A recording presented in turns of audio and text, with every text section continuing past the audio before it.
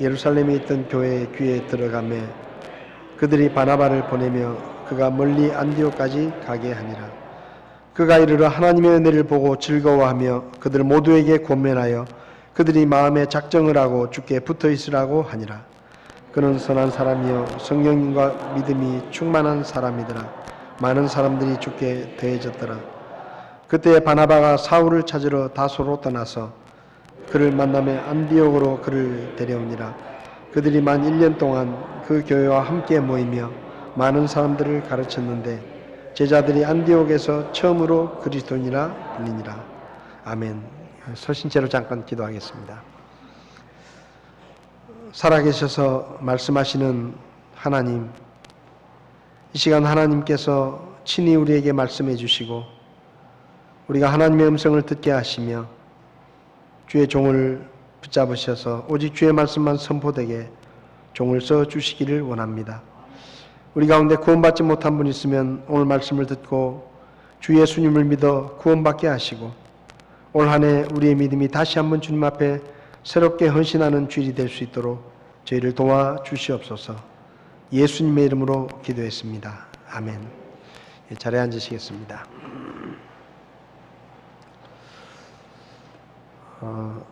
오늘 설교 제목이 이 현수막에 있는 것처럼 나는 그리스도인입니다. 그런 제목입니다. 올 한 해 우리 교회 표어를 나는 그리스도인입니다 라는 표어를 정하고 성도에 합당한 믿음의 모습이 어떤 것인지 우리가 좀 그리스도인다운 그리스도인이 이 시대에 참 필요하다 생각이 많이 들어서 나는 그리스도인입니다 라는 주제를 가지고 말씀을 드리려고 합니다.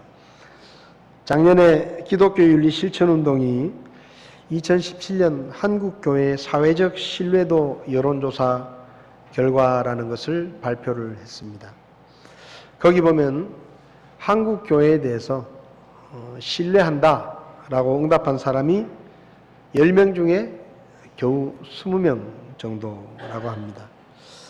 한국교회가 하는 활동을 신뢰한다 라는 것에는 27.8%가 믿을만하다라고 응답을 했고 목회자를 신뢰하느냐라는 질문에도 20.5%가 한국교회의 지도자들인 목사를 신뢰한다 그렇게 응답을 했다고 합니다.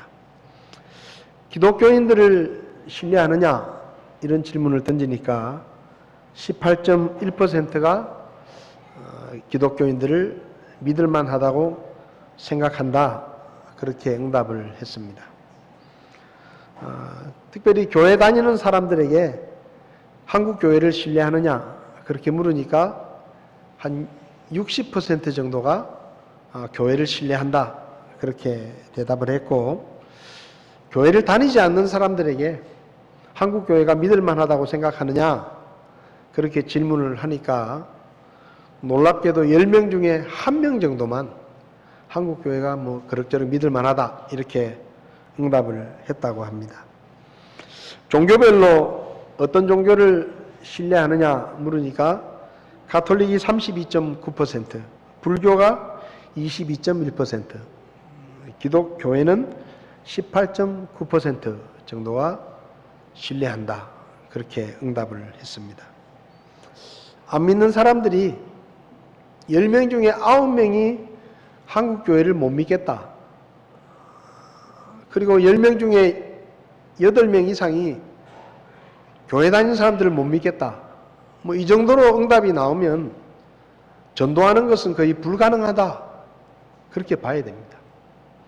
안 믿는 사람들 중에 한국 교회를 믿을 만하다고 생각하는 사람이 10명 중에 1명밖에 안 되면 우리가 전하는 복음을 아무리 많은 사람들에게 전하더라도 그 사람이 예수님을 믿을 가능성이 거의 없다라고 보아야 되는 것이 이 시대에 안타깝지만은 정직하게 바라보면 현실이다. 그렇게 이야기를 할 수가 있습니다. 교회가 신뢰를 잃어버리고 교회 지도자들이 또한 신뢰를 잃어버리고 교회 다니는 사람들까지도 사람들에게 신뢰를 잃어버렸다고 하면 우리가 전하는 복음이 믿지 않는 사람들에게 무슨 의미가 있을까? 그런 생각을 해보면서 이 시기에 정말로 필요한 게 뭘까? 교회다운 교회가 필요하고 그리스도인다운 그리스도인이 필요한 시대가 아닌가? 그런 생각을 하면서 기도하면서 올 한 해 나는 그리스도인입니다. 이런 주제를 가지고 내가 과연 올바른 믿음의 삶을 살고 있는지 또 우리의 말과 우리의 행동이 예수님을 보여주고 있는 건지 우리 주변에 있는 사람들에게 우리는 어떤 모습으로 비춰지고 있는지 그런 것들을 좀 1년 동안 생각해 보면서 우리의 믿음을 좀 바로잡을 것은 바로잡고 고칠 것은 좀 고치고 우리 교회가 이 한국 교회 퍼센트로 따지면 거의 보이지 않는 수준일 수도 있지만 우리 교회라도 또 우리라도 정말로 우리 주변에 있는 사람들로부터 신뢰를 받을 수 있는 그런 교회 또 믿음이 가는 목사 또 믿을 만한 성도가 될 때 우리가 전하는 복음이 믿지 않는 사람들에게 더욱더 효과적으로 전파되지 않겠는가 하는 생각을 하면서 이 주제로 말씀을 드리려고 합니다. 오늘은 첫 번째 시간으로 본문 26절을 보면 제자들이 안디옥에서 처음으로 그리스도인이라 불렸다. 성경에 그리스도인이라는 말이 처음 등장하는 구절이 바로 사도행전 11장 26절 말씀입니다. 안디옥 교회에서 처음으로 그리스도인이라는 이름으로 불렸다라고 성경은 말합니다. 물론 안디옥 교회 전에도 예루살렘 교회가 있었습니다. 예루살렘 교회는 안디옥 교회보다 훨씬 더 큰 교회였고 훨씬 더 많은 사람들이 모이는 교회였습니다. 그런데 그 예루살렘 교회의 성도들은 그리스도인이라는 이름으로 불리지 않았어요. 그런데 안디옥 교회 성도들은 처음으로 그리스도인이라고 불렸다라고 성경은 말합니다.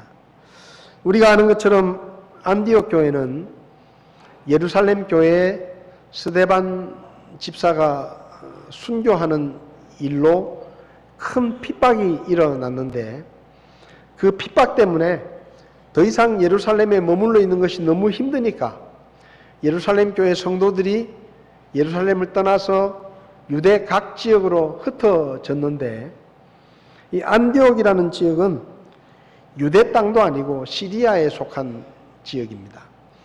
그런데 예루살렘 교회에서 흩어진 사람들이 예루살렘에서 멀리 도망을 치면서 점점 흩어지면서 심지어는 유대 땅 바깥까지 나가는 사람들이 있었는데 그 사람들이 안디옥에 가서 복음을 전했다라고 성경은 기록합니다. 근데 19절을 보면 이 예루살렘 교회에서 흩어진 사람들이 안디옥까지 와서 복음을 전했는데 대부분의 사람들은 유대인들에게만 복음을 전했습니다. 왜냐하면 그 당시 유대인들은 이 복음은 오로지 유대인들만을 위한 것이고 유대인들만 하나님의 백성이기 때문에 구원을 받을 수 있는 것이지 감히 이방인들은 구원을 받지 못한다. 그래서 이방인들에게는 복음을 전할 필요도 없고 복음을 전해도 소용없다. 이렇게 생각하는 사람들이 많았기 때문에 대부분의 사람들은 유대인들에게만 복음을 전했는데 특별히 예루살렘 교회에도 외국인 성도들이 있습니다. 외국인 성도들이. 근데 그 외국인 성도들은 아는 거죠. 왜냐하면 자기도 유대인이 아닌데 자기도 복음을 듣고 예수님을 믿어서 구원을 받았기 때문에 자기 같은 이방인들도 복음을 듣고 믿으면 구원을 받는다는 것을 알았기 때문에 이 외국인 성도들이 특별히 안디옥에 와서 이 유대인이 아닌 사람들에게도 복음을 전했습니다. 근데 그렇게 복음을 전했을 때 성령이 역사해가지고 수많은 이방인들이 예수님을 믿게 됐어요. 그러니까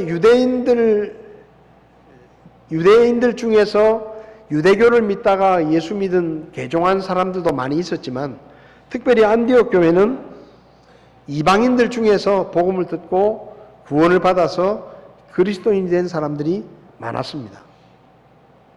그러니까 좀 표현을 해보면 유대인들은 원래 하나님을 믿기 때문에 하나님을 믿다가 예수님을 믿어도 사실은 큰 차이가 없는 것처럼 보일 수 있습니다.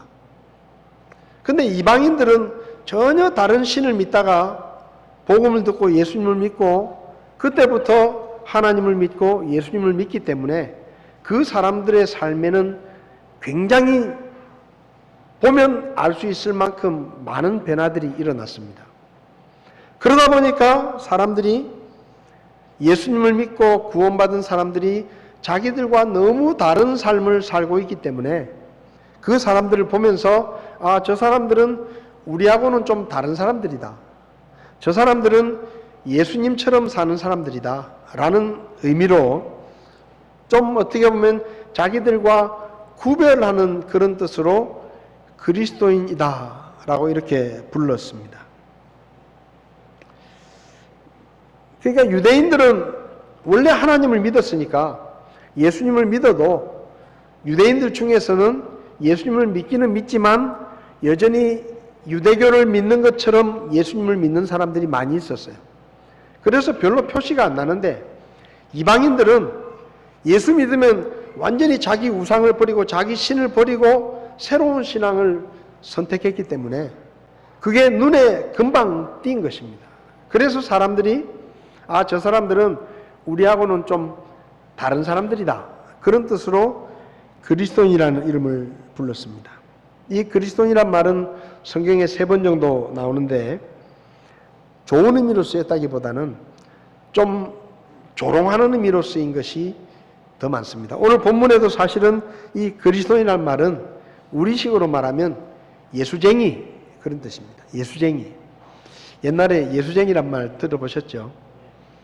저도 군대에 딱 입대를 하니까 군대에서는 예수쟁이보다 더해요. 군대 딱 입대를 하니까 제가 예수 믿는 사람이라는 것을 이렇게 처음부터 확실히 밝히니까 교회에서는, 이 군대에서는 뭐라고 부르는지 아세요? 기독교 환자 이렇게 부릅니다. 기독교 환자. 야, 저 기독교 환자 하나 왔다. 쟤는 좀 중증이다. 이렇게 얘기를 하더라고요. 근데 일반적으로 예수쟁이라고 불렀습니다. 저 사람 예수쟁이다. 그게 그렇게 썩 좋은 말은 아니에요. 좀 비꼬는 그런 표현이죠. 마찬가지로 그리스도인이란 말도 좀 처음에는 그랬습니다. 사도행전 26장을 보면 아그리빠라는 왕이 사도 바울의 설교를 듣고 이렇게 말합니다. 네가 나를 설득하여 거의 그리스도인이 되게 한다. 그러니까 쉽게 말하면 네가 나를 설득해가지고 내가 지금 거의 네 꾀임에 넘어가가지고 거의 내가 예수 믿을 뻔했다. 이런 말입니다. 그러니까 별로 좋게 생각 안 하는 말이죠. 그 다음에 3번째로 쓰인 것은 베드로전서 4장 16절에서 사도 베드로가 어떤 사람이 그리스도인으로 고난을 받으면 그는 부끄러워하지 말고 도리어 이 일로 인해 하나님께 영광을 돌려라 하고 말하면서 그리스도인이라는 표현을 쓰는데 고난받는 성도의 모습을 이야기합니다. 오늘 그리스도인이라는 이 단어를 가지고 몇 가지를 좀 살펴보려고 하는데요. 첫 번째는 모든 그리스도인은 하나님 나라의 대사다 하는 것입니다. 대사다. 오늘 여기 그리스도인이라는 말 26절에 나오는데 이 말은 그리스어로 말하면 크리스타누스 이런 뜻입니다.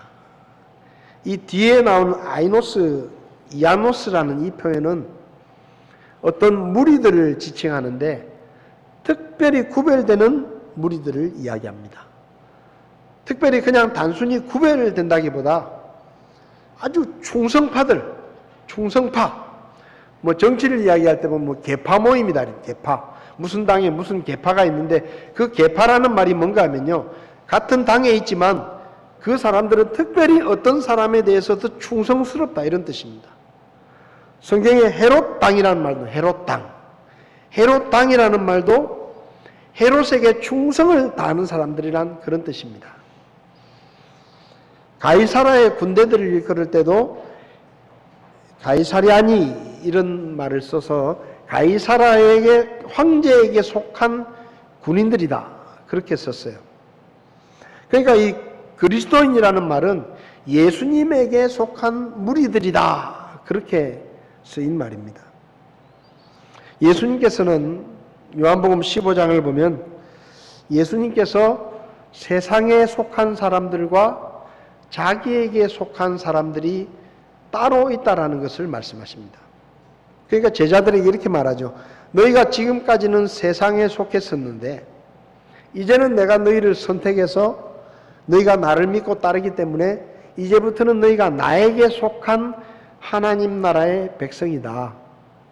그래서 너희들은 더 이상 이 세상에 속한 사람들이 아니기 때문에 세상이 너희들을 미워할 것이고 너희를 별로 좋아하지 않을 것이다. 그렇게 말씀하셨습니다. 그러니까 그리스도인은 세상에 속한 사람으로 살다가 예수님을 믿고 구원받는 순간에 소속이 달라지는 것입니다. 예수님에게 속한 사람이 되는 것이죠. 다시 말하면 이 세상의 백성으로 살다가 하나님 나라의 백성으로 국적이 옮겨졌다. 그런 말입니다.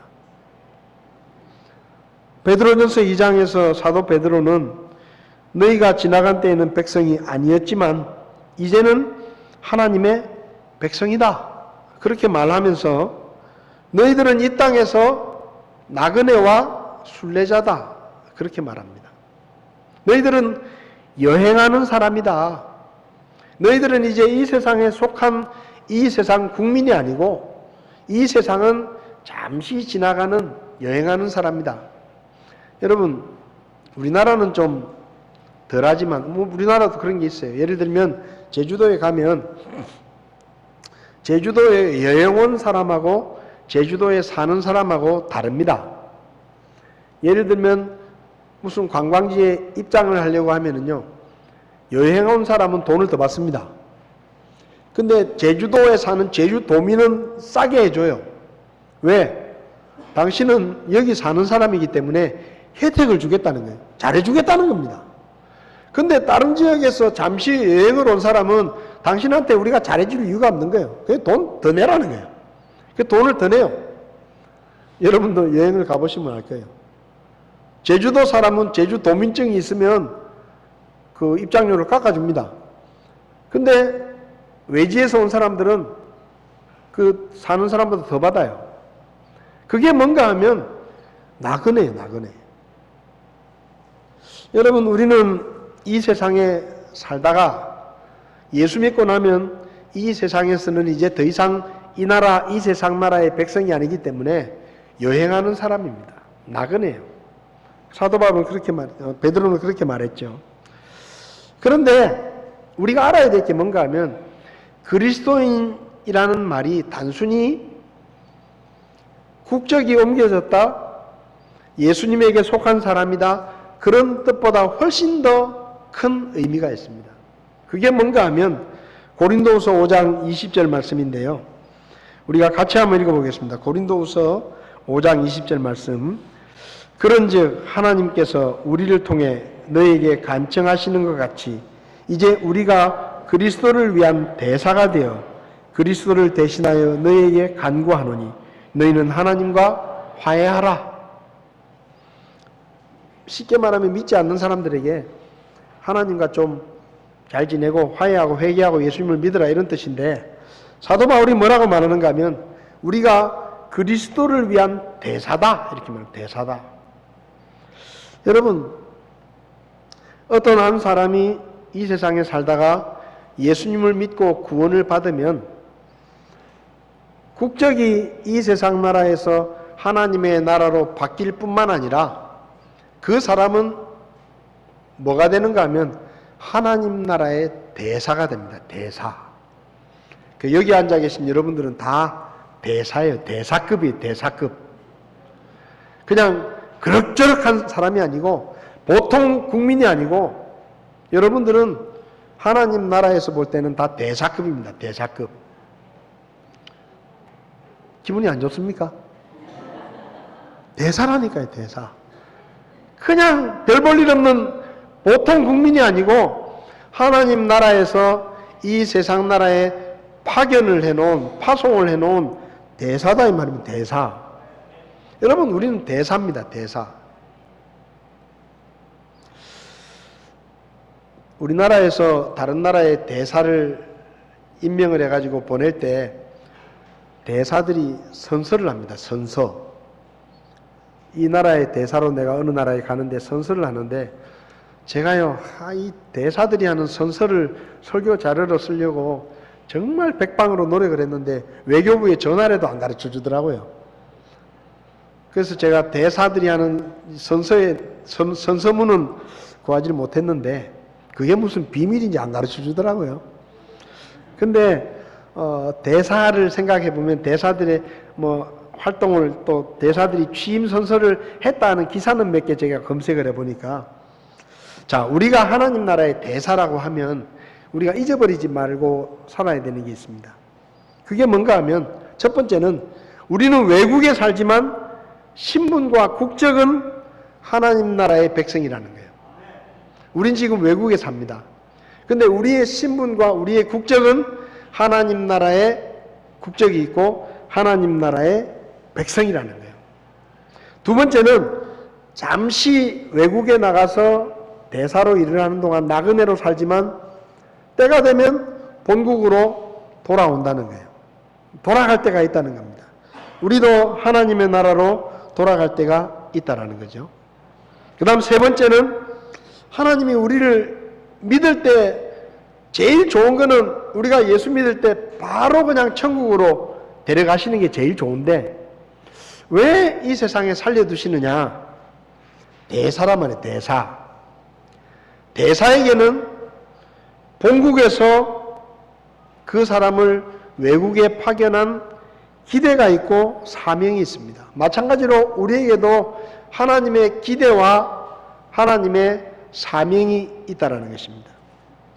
그 다음 네 번째는, 우리가 외국에 나가면 외국의 법을 지키면서 살지만 우리의 행동에 대해서는 결국 우리나라의 법의 평가를 받는다는 거예요.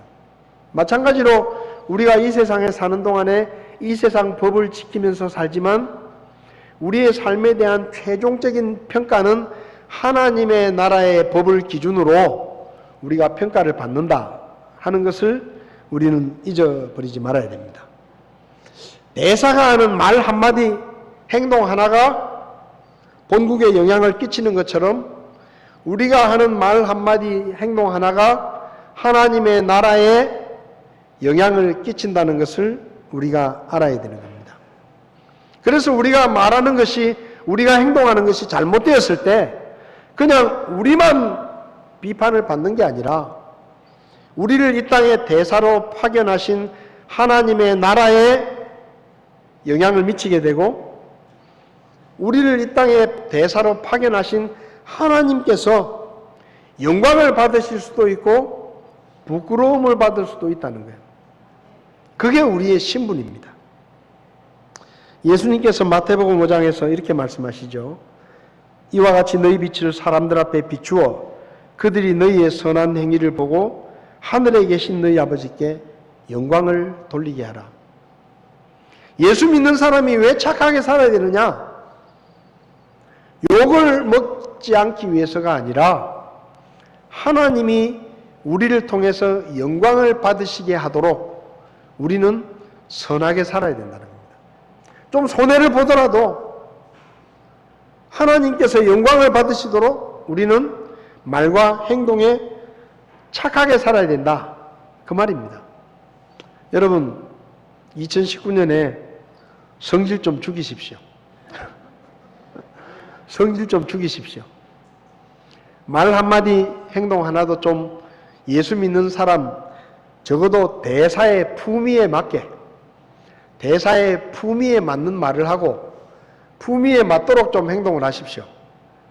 왜 그래야 되는가 하면, 그래야 우리를 이 땅에 대사로 파견해 놓은 하나님의 나라가 욕을 먹지 않고 하나님께서 부끄러움을 당하지 않는 겁니다. 앞서 말씀드렸죠. 안 믿는 사람들이 우린 교회를 못 믿겠다, 목사도 못 믿겠다. 예수 믿는 사람도 못 믿겠다. 그러면요, 그게 하나님 앞에 부끄러움이 되는 거예요. 우리나라 대사가 가서 뭐 잘못하면 정치권에서는 당장 뭐라고 말합니까? 외교부 장관이 사과를 해라, 대통령이 사과를 해라, 그렇게 말합니다. 왜요? 그 대사의 말이나 행동이 자기 한 사람에게만 영향을 끼치는 게 아니라 대한민국이라는 나라의 명예에도 영향을 끼치게 되고 대통령의 명예에도 영향을 끼치는 거예요. 그래서 대사들은 말과 행동에 조심해야 됩니다. 자기 나라의 명예가 달려있는 거예요. 여러분 말 한마디 행동 하나에 하나님 나라의 명예가 달려있는 것입니다. 여러분이 다른 사람들에게 어떤 평가를 받느냐 하는 것에 하나님의 명예가 달려있는 거예요. 2019년에는 좀 품위 있게 삽시다. 예수 믿는 사람 품위에 맞게, 더군다나 하나님 나라의 대사의 품위에 맞게, 여러분이 교회에 있든지 직장에 있든지 학교에 있든지 길거리를 걸어가든지 친구들을 만나든지 여러분이 대사라는 것을 잊어버리지 말고 좀 품위 있게, 말도 좀 품위 있게 하고 행동도 품위 있게 하시기를 바랍니다. 그래서 하나님도 자랑스럽게 여기고 우리를 지켜보는 사람들이 우리를 참 그리스도인이다라는 그런 인정을 받을 수 있는 그런 삶을 저와 여러분들이 살 수 있기를 바랍니다. 잊지 마십시오. 여러분은 대사입니다. 대사. 그냥 보통 국민이 아니에요. 하나님 나라를 대표하는 대사입니다. 우리 여기 주일학교 아이들도 있는데 주일학교 아이들도 친구들 앞에서 하나님 나라의 대사예요. 대사. 학생들도 마찬가지예요. 우리는 아직 뭐 어른이 안 됐으니까 그렇게 생각하면 안 돼요. 다 우리는 대사다 하는 생각을 가지고 2019년을 사시기 바랍니다. 두 번째는 세상에서 좀 미움을 받더라도 속상해하지 맙시다. 앞서 말씀드렸지만 우리가 예수님을 믿기 전에요, 우리는 세상 나라에 속한 백성이었습니다. 근데 어느 날 우리가 예수님을 믿고 뭐가 바뀌었는가 하면 우리의 국적이 바뀐 거예요. 우리가 사는 곳은 달라지지 않았지만 우리가 이 세상 나라를 버리고 하나님의 나라로 국적이 옮겨진 겁니다. 이것만으로도 우리는 세상에서 욕을 먹을 일이에요. 왜? 어제까지 같이 우리나라의 백성이었다가 예수 믿고 나서 이 나라 국적을 버리고 하나님 나라의 국적을 받아가지고 하나님 나라의 백성이 되었으니까 그것만으로도 배신자라는 소리를 들을 수 있습니다. 그런데 우리가 누구라고요? 대사. 대사예요. 여러분, 어제까지 이 나라 백성으로 이 세상 사람들과 같이 어울려 살다가 어느 날 내가 예수님을 믿고 나는 이제 하나님 나라의 백성이 됐잖아요. 근데 그냥 백성이 아니고 대사가 된 거예요. 대사가. 얼마나 욕을 먹겠어요? 얼마나 미움을 받겠어요? 당연한 거예요. 유승준이라는 가수를 기억하실 것입니다. 좀 어린 친구들은 모를 텐데 유승준이라는 가수 기억나시죠? 1997년에 가수로 데뷔를 해가지고 히트를 쳐가지고 졸지의 스타의 반열에 올랐습니다. 외모도 출중하고 사실 성격도 좋아요. 인성도 아주 훌륭한 면이 많습니다. 그리고 노래를 부를 때 막 격렬한 춤을 추면서도 그 와중에도 노래를 얼마나 잘 불렀는지 인기를 끌었습니다. 근데 그 90년대 후반이 어떤 때였는가 하면요, 고위 정치인들의 자녀들이 군대를 안 가가지고 욕을 많이 먹고 있을 때예요. 막 이상한 방법으로 군대를 안 가는 이런 일들이 막 밝혀져 가지고 많이 욕을 먹을 때입니다. 그때 이 유승준 씨가 뭐라고 말했는가 하면 방송에 나와서 군대 안 가면 안 된다. 한국 남자라면 군대는 다 가야지. 그건 국민의 의무다 하고 막 이렇게 얘기를 했어요. 그러니까 군대 갈 때쯤 돼가지고 그러니까요, 국민들이 이 유승준이라는 가수한테 얼마나 박수를 보냈는지 모릅니다. 야, 남자답다. 대한민국 남자는 저래야지. 그래가지고 자기도 분명히 군대를 가겠다고 이야기를 했어요. 그래가지고 인기 절정의 가수가, 젊은 청년이 군대 가야 된다라고 하니까 국방부에서 이 사람을 국방부 홍보대사로 위촉을 했습니다. 위촉을 해가지고 막 인기가 쫙 올라가고 CF도 많이 찍고 돈도 많이 벌었어요. 그 바람에. 근데 어느 날 이 유승준이가 외국에 나간 거예요. 콘서트를 하러 나가더니 안 들어오는 거예요. 우리나라에 안 들어오는 거예요. 그리고는 어느 날 미국 국적을 취득했다라는 뉴스가 나왔습니다. 자기는 분명히 군대를 간다고 해놓고, 그리고 국방부에서 홍보대사가 돼가지고 그 바람에 인기도 더 올라가고 막 CF도 찍고 막 광고비도 많이, 돈도 많이 벌었는데 어느 날 싹 사라져가지고는 군대 갈 때쯤 되니까 군대 안 가려고 미국 국적을 떡 취득하고 나는 이제 미국 사람이니까 군대 안 가도 된다 하고 있는 거예요. 국민들이 막 열딱지가 났습니다. 다 화가 났어요. 그래서 막 들끓었어요. 이 국방부 홍보대사까지 했는데 이 무슨 짓이냐 이게. 이건 배신이다, 배신. 이래가지고 우리나라 역사상 처음으로 연예인 중에서 한국에 입국을 못하는 입국 거부 대상으로 이 유승준 씨가 첫 번째 대상이 됐습니다. 지금도 한국에 못 옵니다, 저 친구는. 얼마나 괘씸한지. 얼마나 믿겠어요. 자기는 분명히 군대 간다 그러고 한국 남자 군대 가야 된다 그래가지고 막 인기를 얻었는데 막 돈도 많이 벌었는데 국방부 홍보대사까지 시켰는데 군대 안 간다고 미국 국적을 취득했으니까 물론 사정은 모르지만은 어쨌든 그 사실 자체가 국민들에게 굉장히 미움을 받았습니다. 괘씸한 취급을 받았어요. 그래서 지금도 우리나라에 못 와요. 근데요, 왜 제가 유승준 이야기를 하는가 하면 우리가 그래요, 우리가. 이 세상 나라 입장에서 보면 우리가 그래요. 어제까지 우리가 이 나라의 백성으로 같이 살았습니다. 근데 어느 날 우리가 국적을 바꿨어요. 하나님 나라의 국적으로 바뀌었어요. 배신이에요. 배신이잖아요. 어제까지 우리 같이 살다가 세상 사람들이 왜 예수 믿는 사람들 미워하느냐? 배신했다 이거예요. 어제까지 같이 술 먹고 같이 담배 피우고 같이 세상 즐기고 같이 놀았는데 어느 날 갑자기 떡 오더니 나 이제 예수 믿는다. 당신들하고 다르다. 나는 이제 하나님 나라의 백성이다. 술도 안 마신다. 뭐도 안 한다. 뭐 당신들하고 어울리는 거 안 한다. 욕 먹죠. 당연한 거예요. 더군다나 대사야, 대사. 적진 한가운데 배신한 나라에 대사가 돼가지고 와 있으니까 이건요, 욕을 먹을 수밖에 없어요. 미움을 받을 수밖에 없어요.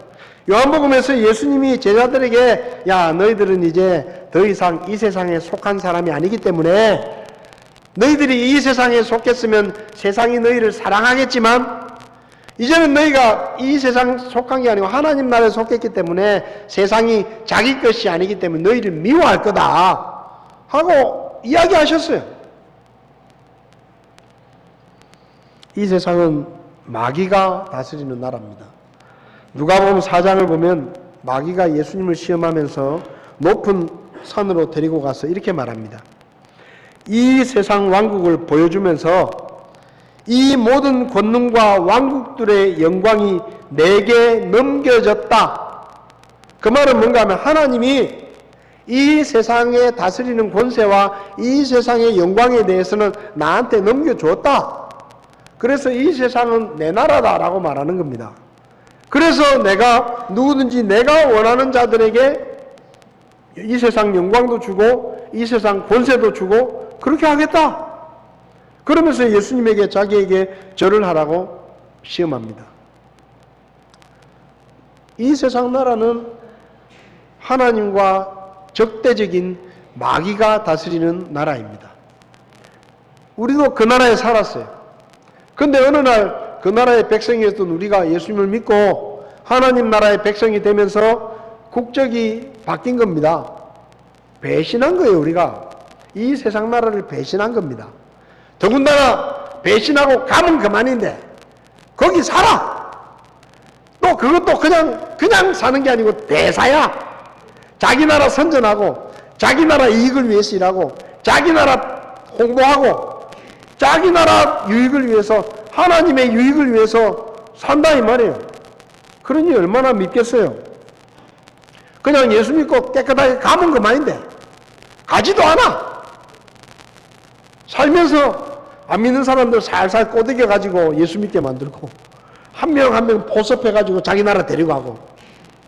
아니 그 짓을 하니 얼마나 믿겠어요. 세상에서 보면.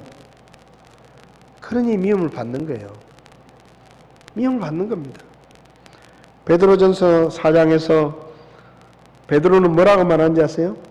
너희가 세상에서 불같은 시련을 당하는데 이상한 일 당하는 것처럼 생각하지 마라. 이상한 거 아니다. 당연한 거다. 여러분, 예수 믿고 구원받고 나서 좋은 것도 많지만 솔직하게 안 좋은 것도 많아요. 안 믿는 사람들 만나면 괜히 잔소리 듣고, 예수 안 믿는 사람들 만나면 괜히 고리타분하다 소리 듣고, 예? 안 믿는 친구들이나 이런 친구들 한 번씩 만나면요, 지금도 저한테 뭐라는지 아세요? 야, 목사 그만하면 안 되나? 네 목사니까 같이 놀지도 못하고, 옛날엔 같이 뭐 쉽게 말하면 세상 일 같이 어울리고 이랬는데 네 목사 되고 나니까 재미도 없고, 분위기 깨는 사람, 분위기 깨는 사람 별로 안 좋아해요. 여러분, 그래서 우리가 손해를 볼 때도 있습니다. 예수 믿는 것 때문에 내가 잘못한 것도 아닌데 괜히 비난을 받을 때도 있고 오해를 받을 때도 있고 세상 친구들로부터 불이익을 당할 때도 있어요. 왕따를 당할 때도 있어요. 근데 그거 이상하게 생각하지 말자 이거예요. 당연한 거예요. 성경에 말씀하고 있잖아요. 그래서 우리는, 구원받은 우리들은 이 세상에 마음을 두지 말고 하나님 나라에 마음을 두고 살아야 돼요. 그래야 우리 속이 풀려요. 이 세상에서 불이익을 당하고 고난을 당하고 손가락질을 당하고 그럴 때 우리가 이 세상을 바라보고 있으면 낙심하고 실망하지만 하나님의 나라를 바라보면 잠시 있다가 나는 간다. 하나님 나라로 간다. 고린도서 4장에 뭐라 그랬습니까? 우리가 잠시 받는 가벼운 고난이 우리를 위해 훨씬 더 뛰어나고 영원한 영광의 무거운 것을 이룬다. 우리는 보이는 것들을 바라보지 않고 보이지 않는 것들을 바라보며 산다. 왜? 보이는 것은 잠깐이지만 보이지 않는 것은 영원하다. 여러분, 우리는 영원한 하나님의 나라를 바라보며 사는 사람들입니다. 영원한 하나님의 나라를 위해서 이 세상에서 잠시 있다가 썩어 없어지는 것 좀 손해보면 어떻습니까? 좀 덜 가지면 어때요? 좀 불이익을 당하면 어때요? 예수님 때문에 고난을 당하면, 오히려 그리스도 때문에 고난을 당하면 그게 영광이라고 성경은 말합니다. 사도 바울도 말해요.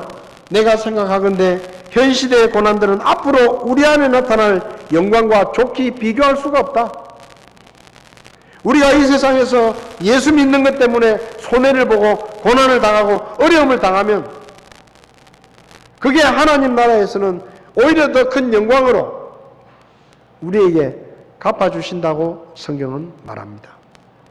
그러니까요, 좀 손해보더라도, 좀 어려움을 당하더라도, 고난을 당하더라도 그거 이상하게 생각하지 말고 오히려 내가 주님 때문에 고난을 당한다. 그러면 그것을 영광스럽게 생각할 수 있기를 바랍니다. 제 말이 아니고 성경이 말하는 거예요. 우린 대사예요. 우리는 우리가 속한 하나님 나라의 유익을 위해서 열심히 일합니다. 그래서 이 세상에서는 비난을 받고 손해를 봐요. 그런데 그거 손해보는 거 아닙니다. 하나님께서 다 갚아 주실 것입니다. 금방이에요. 누가 그러더라고요. 세월이 얼마나 빨리 가느냐. 20대 때는 20km로 가고 30대 때는 30km로 가고 50대 때는 50km로 가고 80대 때는 80km로 가고 그래봤자 금방 지나가는 거예요. 여러분 10년이 지나가고 나면 금방이에요. 눈 깜짝할 새예요. 우리가 이 세상에서 조금 손해보고 조금 고난당하는 거 그거 금방이에요. 우리는 곧 하나님의 나라로 돌아갑니다. 잠시 이 세상에 나그네로 사는 동안 좀 불편해도 힘들어도 이상하게 생각하지 마시고 주님 뒤를 따라가는 저와 여러분들이 되었으면 좋겠습니다. 다 일어나십시오. 우리 457장 2019년 주님을 따라갑시다. 주님께서 고난의 길을 가셨다면 우리도 고난의 길을 갈 겁니다. 또 주님께서 우리에게 영광을 주실 때는 또 우리가 영광을 얻을 것입니다. 우리 찬송가 457장 반주하실 분이 없으실까요? 457장 겟세마네 동산의 주를 생각할 때 근심이나 걱정을 외면할 수 있을까? 나를 항상 버리고 주를 따라가겠네. 2019년 시작하면서 2019년 내가 주님을 따라가겠습니다. 하나님의 나라의 대사로 주님의 뒤를 따라가고 손해를 좀 보고 불이익을 당하더라도 기쁨으로 주님의 뒤를 따라가겠습니다. 457장 찬송하면서 한번 우리 마음속에 다시 한번 다짐을 했으면 좋겠습니다.